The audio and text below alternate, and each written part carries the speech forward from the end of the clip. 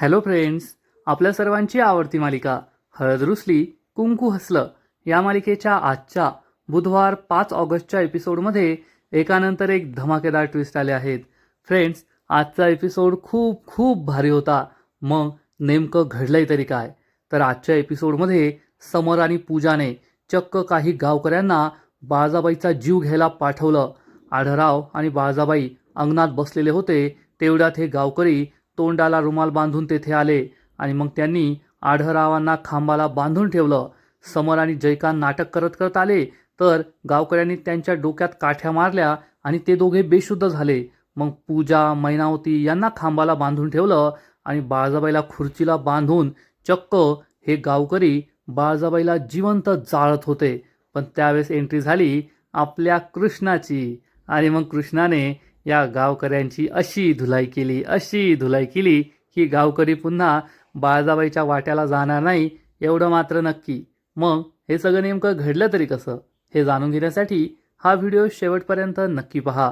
Friends, आजच्या एपिसोडच्या सुरुवातीलाच कृष्ण आणि दुष्यंत हे दोघे खूप आनंदात असतात. आपल्या रूममध्ये असतात आणि दुष्यंत कृष्णाला म्हणतो, कृष्णा, माझा विश्वासच बसत नाहीये की गावकऱ्यांनी आईला माफ केलंय. मला असं वाटलं होतं ते आईला काहीतरी शिक्षा करतील, पोलिसांना बोलवतील, चिडचिड करतील, रागराग करतील, परंतु त्यांनी असं काहीच केलं नाही. त्या सगळ्यांनी आईला माफ केलं. तुला खरं सांगतोय, मला इतका आनंद झालाय ना. दुष्यंतच्या चेहऱ्यावर आनंद ओसंडून वाहत असतो. कृष्णासुद्धा खूप खुश असते. कृष्णा म्हणते, आधी मला सुद्धा अशीच भीती वाटत होती, पण आपले गावकरी समजूतदार आहेत, त्यांनी आपली बाजू समजून घेतली. दुष्यंत म्हणतो, आणि आता बाबा आणि आईच्या लग्नाचा मार्ग सुद्धा मोकळा झालाय. मला तर खूप आनंद झालाय. मला तर असं वाटतं की कधी एकदाचं त्या दोघांचं लग्न होतंय. खरंच दोन प्रेम करणारी माणसं नेहमी एकत्र असली ना की छान होतं. तू एक काम कर, त्या गुरुजींना परत बोलून घे आणि आपण लग्नाचा जवळचा मुहूर्त काढूया आणि दिव्या लग्नाचा बार उडून. कृष्णा म्हणते, लगेच बोलवते. कृष्ण आणि दुष्यंत खूप खुश असतात. बाळजाबाई आणि आढळरावांच्या लग्नामध्ये ज्या काही अडचणी आहेत त्या सगळ्या दूर झाल्या म्हणून त्यांना आनंद झालेला असतो. आणि मग थोड्या वेळानंतर संपूर्ण रांगणे पाटील कुटुंब हे डायनिंग टेबलवर जेवायला बसलेलं असतं. परंतु सगळे गप्प असतात. आता कृष्ण आणि दुष्यंतच्या चेहऱ्यावर जो आनंद होता तो आता कोणाच्या चेहऱ्यावर नसतो. आढळराव आणि बाळजाबाई तर खूप टेन्शनमध्ये असतात. तेवढ्यात पूजा म्हणते, सगळे एवढे शांत शांत का आहेत?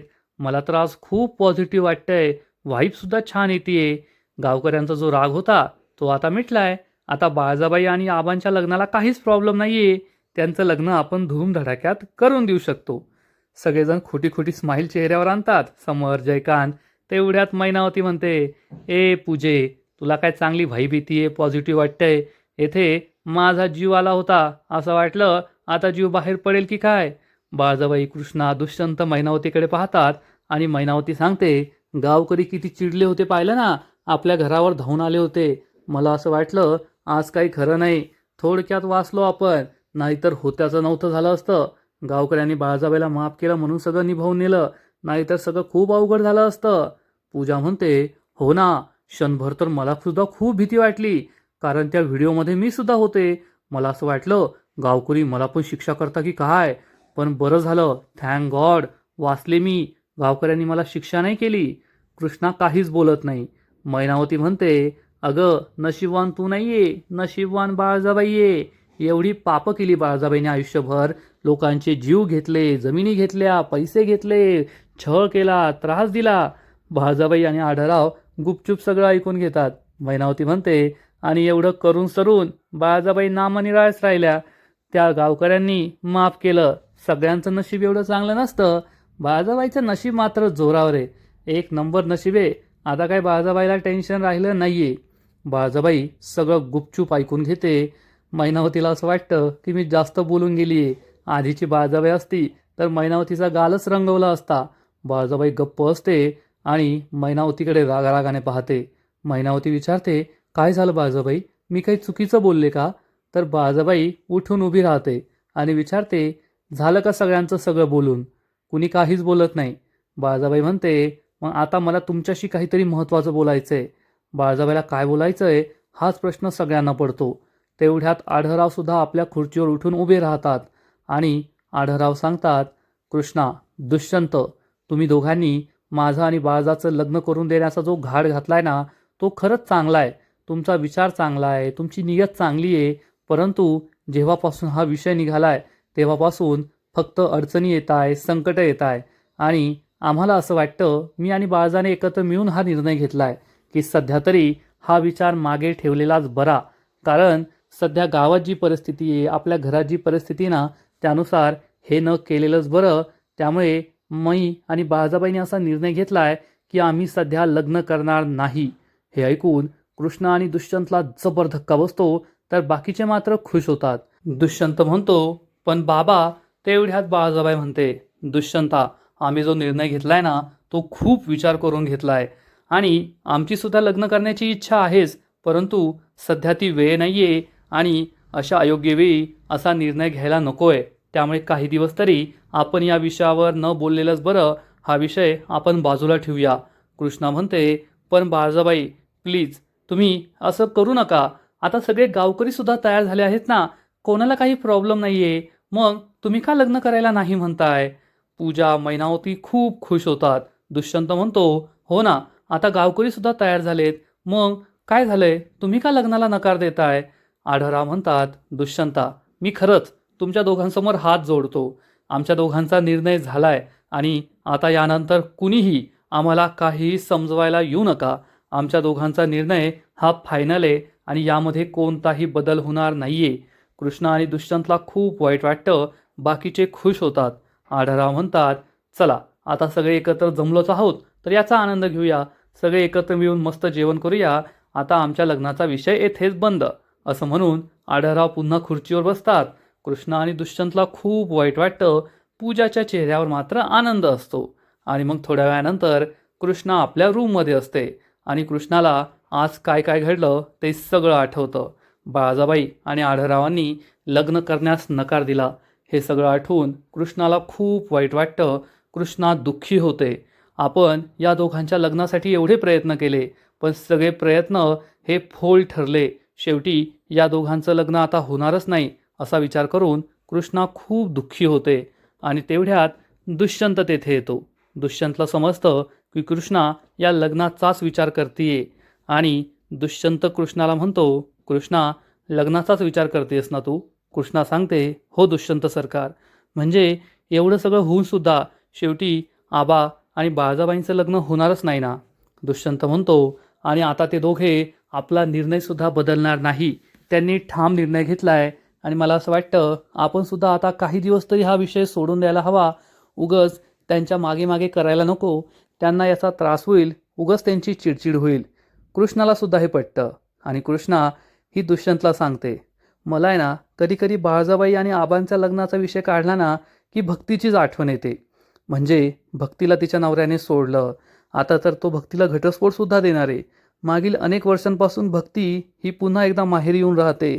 रात्रंदिवस कष्ट करते, राब राब राबते, घरातली कामं करते, शेतीची कामं करते, स्वातीचं सगळं काही करते. तरीसुद्धा आई मात्र तिला सदानकदा टोमणे देत असते, तिला वाईट साईड बोलत असते. म्हणजे भक्तीच्या कष्टांमुळेच घर सुरू आहे, तरीसुद्धा भक्ती येथे का आली आहे, हे तुझं घर नाही आहे, असं तिला ऐकायला मिळतं. आणि मला खरंच भक्तीबद्दल खूप वाईट वाटतंय. दुष्यंत हा कृष्णाला समजावून सांगतो, कृष्णा, खरं आहे तुझं, पण आता आपण भक्तीबद्दल काय करू शकतो? कृष्णा म्हणते, मला कधी कधी असं वाटतं की भक्ती जर थोडी शिकलेली असती ना तर खूप फरक पडला असता. ती स्वतःच्या पायावर उभी राहिली असती. मग तिला हे सगळं सहन नसतं करावं लागलं. दुष्यंत म्हणतो, कृष्णा तुझं बरोबर आहे, पण फक्त शिक्षण असणं महत्त्वाचं नाही आहे ना. म्हणजे आपल्या आजूबाजूला अशा अनेक व्यक्ती असतात, स्त्रिया असतात, ज्यांनी मोठी मोठी ग्रॅज्युएशनपर्यंत, पोस्ट ग्रॅज्युएशनपर्यंत शिक्षणं घेतली आहेत. परंतु त्यांच्या शिक्षणाचा काही फायदा होत नाही. कारण त्या स्वतःच्या पायावर उभ्या नसतात. ते फक्त स्वतःचं घर सांभाळतात. म्हणजे उदाहरणार्थ एखादं कपल आहे, 15-16 वर्षांचा त्यांचा संसार होतो. तो पुरुष बाहेर नोकरी करतो, कामधंदा करतो, पैसे कमावतो आणि ती स्त्री त्याचं घर सांभाळते. 15-16 वर्ष आनंदात निघून जातात. पण त्यानंतर एखाद्या दिवशी त्या दोघांमध्ये वाद होतात आणि मग तो पुरुष म्हणतो, माझ्या घरातून निघून जा, मला आता तुझी कोणतीही गरज राहिलेली नाही आहे. आणि मग त्या क्षणीच त्या स्त्रीला असं वाटतं की मी 15-16 वर्ष या नात्याला दिली, या घराला दिली, या माणसाला दिली आणि आज हा माणूस मला सांगतोय की घर सोडून जा. म्हणजे या घरावर माझा कोणताच हक्क नाही आहे का? या माणसाने पैसा कमवला, घर घेतलं म्हणजे हे घर याचं झालं. पण 15-16 वर्ष मी या घरात राहिले, या घरासाठी, या माणसासाठी इतकं सगळं काही केलं, पण माझा या घरावर हक्कच नाही आहे. आणि मग त्या वयामध्ये त्या स्त्रीला असं वाटतं की माझं चुकलंच. मी जर स्वतःच्या पायावर उभी राहिले असते, स्वतःचे पैसे कमवले असते, तर कदाचित आज माझ्यावर ही वेळ आली नसती. आणि मग अशा वेळेस वाटतं की आपलं चुकलंच. कृष्णाला सुद्धा ही गोष्ट पटते. कृष्णा म्हणते, खरंय तुमचं दुष्यंत सरकार. मी सुद्धा त्या घरासाठी राबले लहानपणापासून लग्न होईपर्यंत, पण तरीसुद्धा त्या घरावर, त्या माणसांवर माझा बिलकुल हक्क नाही आहे. त्या घरावर कधी मी हक्क गाजूच शकले नाही. दुष्यंत म्हणतो, कृष्णा झालं ते सोडून दे.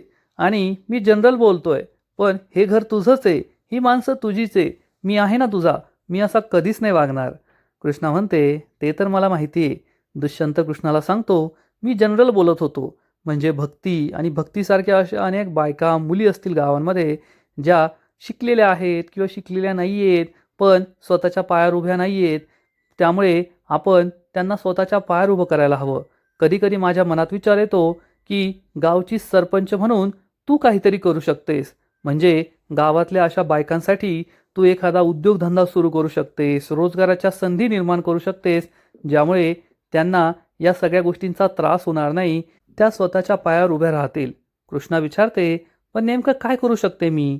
दुष्यंत तिला सांगतो, म्हणजे आता पहा, जेव्हा आपण गावात वेफर्स बनवण्याचा कारखाना सुरू केला, तेव्हा अनेक लोकांना गावात रोजगार मिळाले. तसंच आपण असं काहीतरी करू शकतो ज्यामुळे गावातील बायकांना रोजगार मिळेल. फक्त बायकाच करू शकतात असं काहीतरी काम आपण सुरू करायला हवं. कृष्णा विचारते, मग नेमकं काय? दुष्यंत म्हणतो, खरं सांगायचं तर मला सुद्धा लगेच असं काही सुचणार नाही. आपण विचार करूया ना, उद्या वगैरे ठरवूया, आपण ऑप्शन शोधूया की आपण गावात असं काय करू शकतो ज्यामुळे बायकांना रोजगार मिळू शकतो. कृष्णा म्हणते, हो चालेल. दुष्यंत म्हणतो, चल आता झोपायला. उद्या सकाळी मला एक खूप महत्त्वाची मीटिंग आहे फॅक्टरीमध्ये, मला तिकडे जायचं आहे. खूप उशीर झाला आहे. कृष्णा म्हणते, ठीक आहे. आणि दुष्यंत आणि कृष्णा हे दोघेही झोपायला जातात. पण कृष्णाच्या मनात नेमकं पुढे काय करायचं हाच विचार असतो. आणि इकडे पूजा आणि समर सावित्रीच्या घरी असतात. समर कसला तरी विचार करत बसलेला असतो. पूजा त्याच्या शेजारी येऊन बसते आणि म्हणते, समर डार्लिंग, शेवटी एवढं सगळं करून मुसळ केरातच गेलं. बाळजाबाई आणि आढळरावांच्या लग्नाला गावकरी तयारच झाले. समर चिडून म्हणतो, होय ना पूजे, मला तर खूप राग येतोय. प्रत्येक वेळेस आपली हार कशी काय होते? आता हरून हरून मला कंटाळा आलाय. आपण जिंकणार तरी कधी? पूजा म्हणते, जिंकणार. समर, आपण नक्की जिंकणार. पण यावेळेस आपण संधीची वाट नाही पाहायची, तर संधी शोधून आणायची, संधी तयार करायची. समर विचारतो, म्हणजे? तर पूजा त्याला सांगते, जरी सगळ्या गावकऱ्यांनी बाळजाबाई आणि आढळरावांच्या लग्नाला होकार दिला असला, तरी अजून असे अनेक गावकरी आहेत ज्यांच्या मनात बाळजाबाईविषयी खदखद आहे. बाळजाबाईने त्यांना आयुष्यात अशी दुःख दिली आहे की ते कधीच विसरणार नाही. आपण अशाच लोकांना पकडायचं आणि त्या लोकांच्या मनामध्ये बाळजाबाई विरुद्ध आणखीन विष निर्माण करायचं, की मग हे सगळे लोक जातील आणि बाळजाबाईचा जीव घेतील, तिला जिवंत सोडणार नाही. समर म्हणतो, अगं पण पूजे, कृष्णा घरी असेल, दुष्यंत घरी असेल, आणि किती नाही म्हटलं ना तरी गावकरी कृष्णाच्या शब्दात आहे. कृष्णाच्या शब्दाच्या पुढे ते जाणार नाही. पूजा म्हणते, समर डार्लिंग, त्याची व्यवस्था आपण करूया ना. जेव्हा कृष्णा पंचायतीच्या कामासाठी घराबाहेर जाईल तेव्हाच ही माणसं घरात येतील. दुष्यंत सुद्धा फॅक्टरीच्या कामासाठी गेलेला असेल. आणि मग राहिलो कोण? आपण दोघे. जयकांची फॅमिली. जयकांची फॅमिली तर आपली साथ देतेच. म्हणजे आपल्या डोळ्यासमोर उद्या बाळजाबाईची राख होणार. गावकरी तिला जाळून राख करणार. ही आयडिया समरला सुद्धा खूप आवडते आणि समर आणि पूजा या दृष्टीने आपला प्लॅन बनवतात की आता पुढे काय करायचं. आणि मग दुसरा दिवस उजाडतो. बाळजाबाई आणि आढळराव हे दोघे मस्त अंगणात चहा पीत बसलेले असतात. आणि आढळराव बाळजाबाईला म्हणतात, बाळजा, आपण जो लग्न टाळण्याचा निर्णय घेतलाय ना, तो अतिशय योग्य घेतलाय.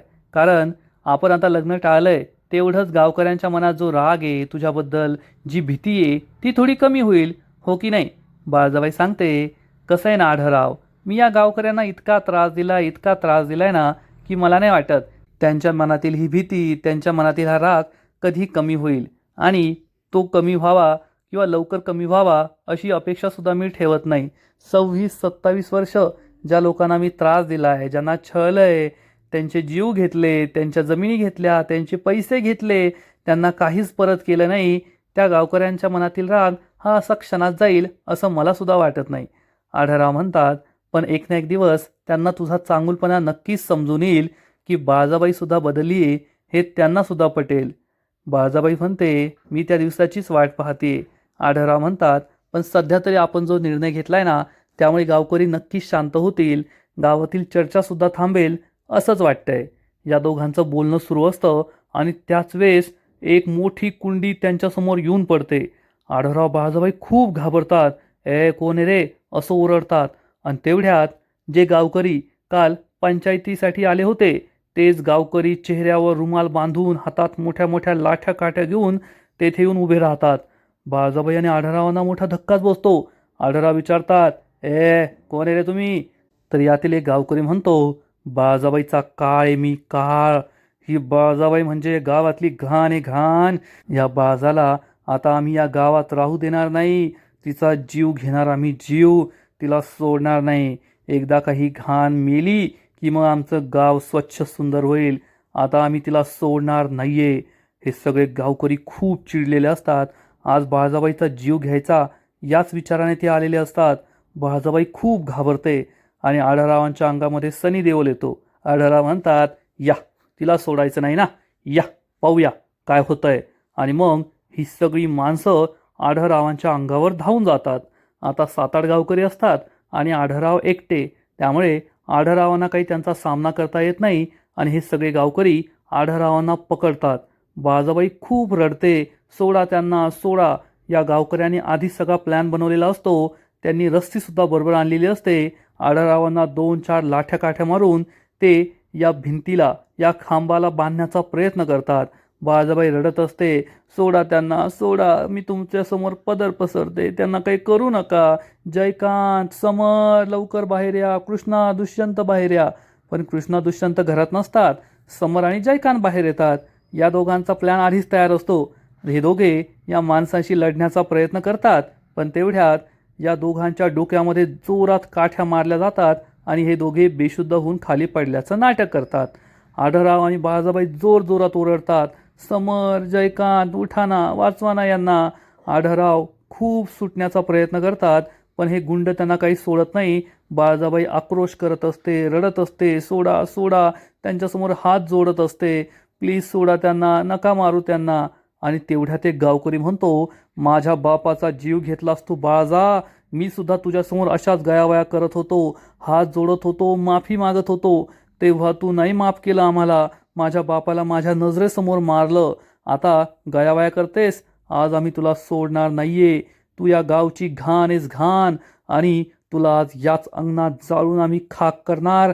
या गावातली घाण संपवणार. बाळजाबाई आणि आढळरावांना जबर धक्का बसतो. जयकांत गुपचूप एक डोळा उघडून पाहतो. त्याची ही सगळी नाटकं असतात. बाळजाबाईला संपवायचा प्लॅन समर, पूजा, जयकांत यांनी मिळूनच बनवलेला असतो. बाळजाबाई ढसाढसा रडू लागते. आज आपली पापं ही पुन्हा फिरून बुमरँगसारखी परत आली आहे हे बाळजाबाईला समजतं. गावकरी म्हणतो, बाळजा, आज तुझा शेवटचा दिवस.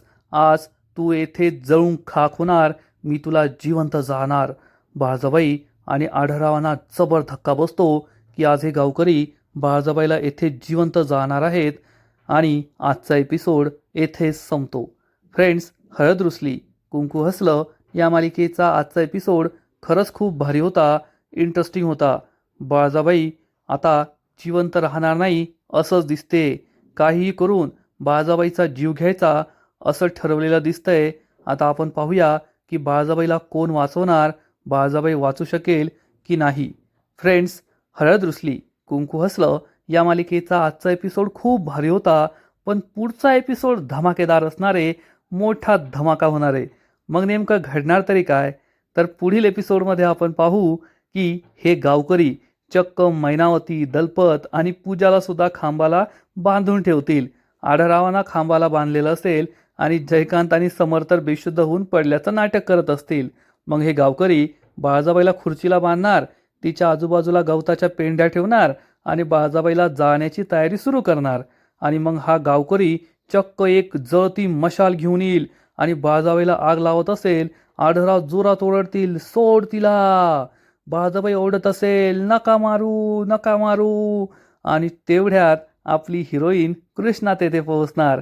कृष्णा ही मशाल थांबवणार आणि या गावकऱ्याच्या सनसनीत मुस्काटात मारणार. आणि मग ती सगळ्या गावकऱ्यांशी लढून त्यांना समजावून बाळजाबाईचा जीव वाचवणार.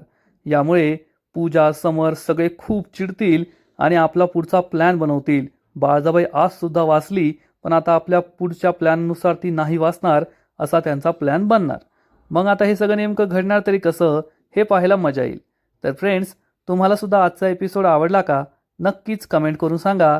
आणि हळद रुसली कुंकू हसलं या मालिकेचे असेच नवीन नवीन एपिसोड, नवीन नवीन अपडेट सर्वात आधी पाहण्यासाठी व्हिडिओला लाईक करा, शेअर करा, चॅनलला सबस्क्राईब करून बेल आयकॉनवर क्लिक करा. म्हणजे या मालिकेचे नवीन नवीन एपिसोड तुम्हाला सर्वात आधी पाहायला मिळतील. खूप खूप खूप धन्यवाद.